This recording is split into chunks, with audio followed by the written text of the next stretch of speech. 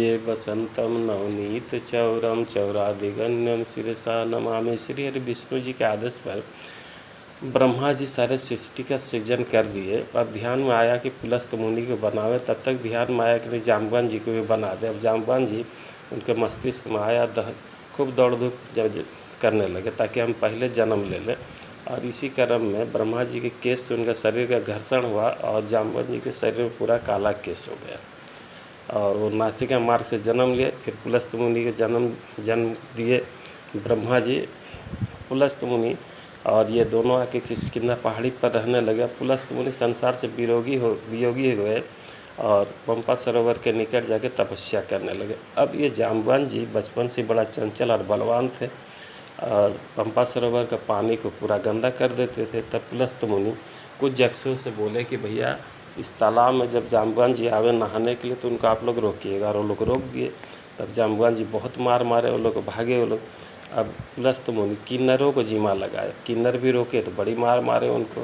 किन्नर अभिशाप दे दिए कि ये जाम्बवान जी अगर आप दोबारा इस तालाब में नहाएंगे तो आप औरत बन जाएंगे। लेकिन जाम्बवान जी माने नहीं, फिर नहाए तो सुंदर स्त्री बन गए, बड़ी पछताने लगे। तभी इंद्र कामासक्त हो गए इनके रूप जौवन में और आगे सामने खड़ा हो गए। अब जाम्बवान जी बोले कि हमको भाई पहले वाला शरीर दे दीजिए। बोला हाँ ये तो हम कर सकते हैं, लेकिन हमारे साथ आप पति पत्नी के रूप में रहिए।